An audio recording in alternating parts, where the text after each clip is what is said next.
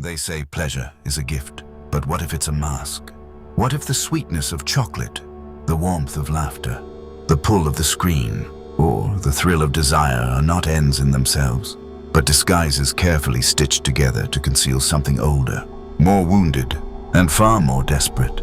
Let me ask you, when was the last time you felt genuinely whole, without needing to reach for anything else? Not just amused, not briefly distracted, but deeply, unmistakably at rest, untouched by hunger for more. We live in a world drowning in access to pleasure, yet people feel emptier than ever. Carl Jung once observed that people will do anything, no matter how absurd, to avoid confronting their own soul. Perhaps what we call pleasure isn't actually feeding us. Perhaps it's numbing us. Picture this. You wake up and grab your phone without thinking. No real reason. No actual urgency. Just the pull of a habit more potent than thirst. A video makes you grin for a few seconds. A meme distracts you for another. The hours slip by, but the aching underneath doesn't. You close the app and reach for something sweet or salty, something familiar, and then guilt shows up, uninvited. You weren't even hungry. You weren't bored. You just needed something, and that something wasn't food. It wasn't even dopamine. It was silence. It was a moment of breath in the storm you've never learned how to name. As Jung described, there is no coming to consciousness without pain. What you feel isn't a lack of stimulation. It's a lack of presence. Every human being carries a shadow, a hidden self formed from unspoken pain and repressed emotion. Jung warned that if this shadow remains unconscious, it will rule your life, and you'll call it fate. Pleasure, in its most deceptive form, becomes the shovel we use to bury it. When you eat without hunger, scroll without curiosity, desire without intimacy, you're not chasing joy. You're chasing anesthesia. Here's the hard truth. Most of what we label as pleasure is not pleasure at all. It's temporary relief from the discomfort of self-awareness. But this relief, over time, demands a high cost. It teaches your nervous system to fear stillness, to recoil from quiet. And once that association is hardwired, the result is chronic hunger, an invisible itch you can't seem to scratch. The more you indulge these false pleasures, the more detached you become from the real ones. You're not broken, you're unaware. Unaware that society has trained you to confuse escape with enjoyment. As Søren Kierkegaard put it, most men pursue pleasure with such breathless haste that they hurry past it. The pain isn't that we don't have enough pleasure. The pain is that we've forgotten what real satisfaction feels like.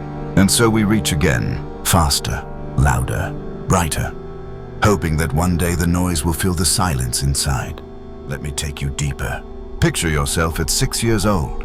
You cry, maybe out of sadness, confusion, or loneliness, but no one responds. So you learn a subtle lesson. Expressing pain gets you nowhere. But when you smile, perform, or distract yourself, others approve.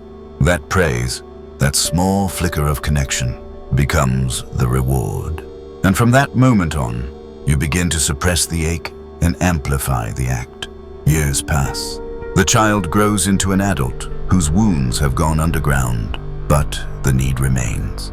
So your pleasures grow louder, louder than your loneliness, louder than your insecurity, louder than the soft voice inside you that still longs to be held.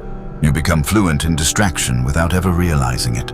Every time you choose stimulation over stillness, you train your body to fear silence. That's why a room without sound feels unbearable. Why you need background noise even in the shower. Why solitude feels like punishment. Jung saw this clearly. Pleasure, when misused, does not heal the soul. It fractures it. Not because pleasure is inherently wrong, but because of what it replaces, presence. The real enemy is not chocolate or scrolling or laughter. The real enemy is avoidance disguised as enjoyment. We never question why we crave what we crave. And so, we repeat ourselves endlessly until you make the unconscious conscious. Jung warned, it will direct your life and you will call it destiny. Now pause. If these words are resonating, if you've ever felt that strange hollowness after indulging in something that should have brought happiness, you're not alone. It's not weakness to feel that dissonance. It's a sign that something in you is ready to wake up. And awakening always begins the same way, with discomfort. So let me show you the trap. Imagine someone wandering through a desert, chasing mirages. Each time they think they've found water, it disappears. But they keep running, convinced the next one will be real. That is how pleasure functions when we don't give it purpose. It promises, it glitters, but it never satisfies. And here's the great irony. True pleasure, the kind that nourishes the spirit, is almost always quiet. It doesn't demand. It doesn't sedate.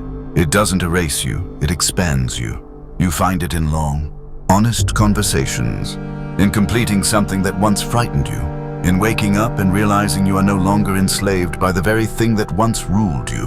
But we don't hunger for that kind of joy. It requires... It takes time. It asks for patience. That's why it's so rare, and why it matters. Jung once observed, the most terrifying thing is to accept oneself completely. And it is terrifying, because the moment you stop distracting yourself, you come face to face with everything you've tried to forget. Not just your fears, but your unmet needs. Not just your pain, but your potential. This is why the silence feels so loud. It's not empty, it's full. Full of the truth you've been avoiding. Let's go back again. One last time. You're a child. You scrape your knee, and it stings.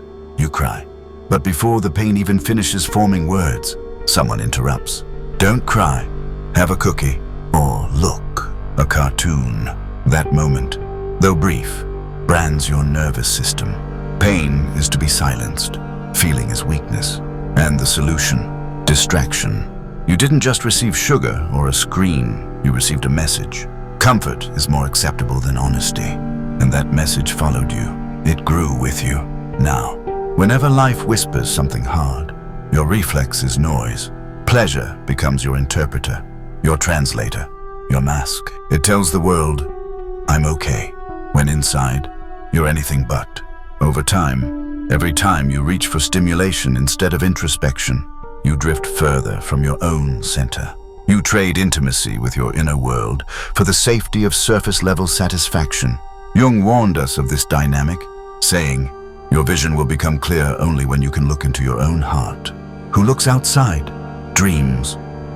Who looks inside, awakes. But the outside world is loud.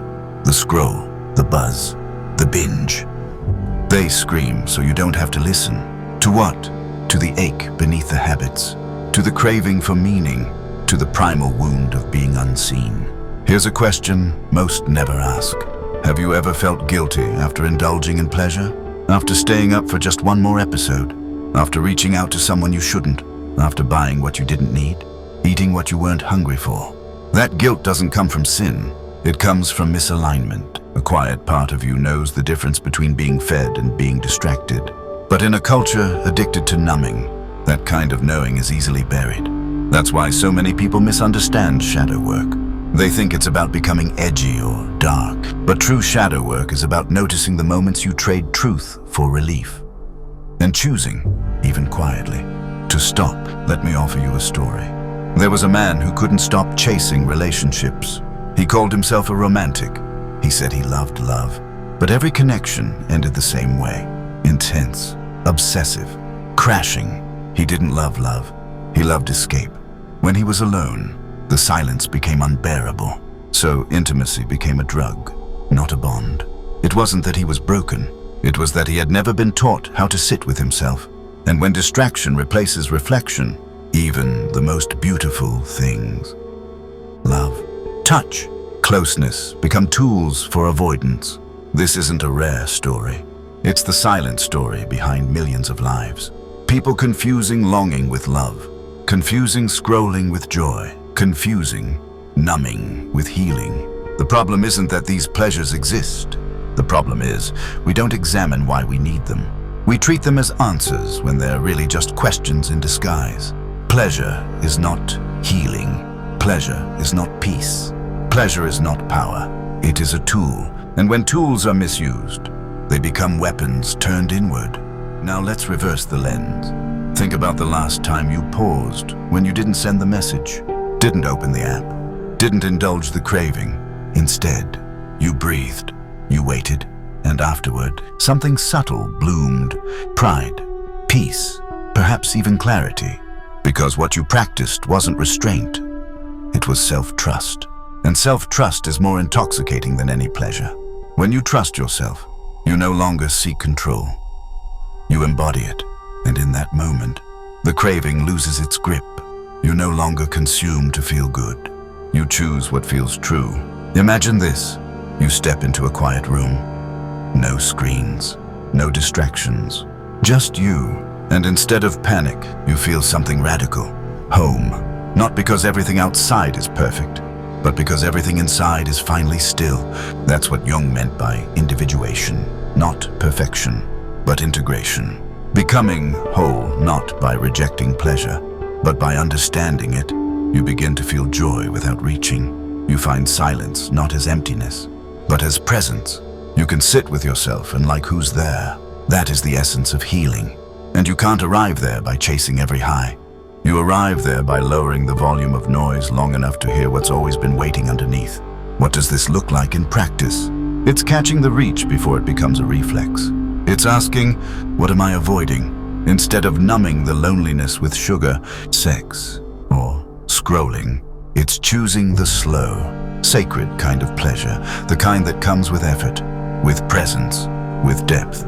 Because real pleasure, the kind that feeds you, is never instant. It is earned. It lives in trust. The best laugh comes after vulnerability. The best connection comes after truth. The best meal comes after meaningful effort. You begin to realize that joy is not found in abundance, but in attention. Let this land. If this message has stirred something inside you, don't turn away. That sensation, that quiet ache, is not weakness. It's awakening. And awakening isn't explosive. It's not dramatic. It's decisive. It's the moment you realize you don't have to keep anesthetizing yourself to feel okay. Jung once said, "Neurosis is always a substitute for legitimate suffering." Most people don't suffer from too much pain. They suffer from avoiding the pain that could have healed them. And pleasure, when unconscious, is the perfect tool for that avoidance. So here's the truth that breaks the cycle. You've betrayed yourself, not once, but slowly. Silently, over time, every time you reached for the shortcut, every time you drowned the silence and noise, every time you told yourself, this feels good, when really, it just helped you forget. But this is not a confession of shame. This is the beginning of clarity. You were surviving, now you're ready to live. When you truly see the loop, everything changes. The party feels hollow. The scroll feels pointless. The sugar doesn't soothe. The craving isn't for stimulation, it's for self. Imagine your life as a house. Inside waits your wounded child, your forgotten truths. But instead of entering, you've hosted a party on the front lawn. Lights, music, distraction.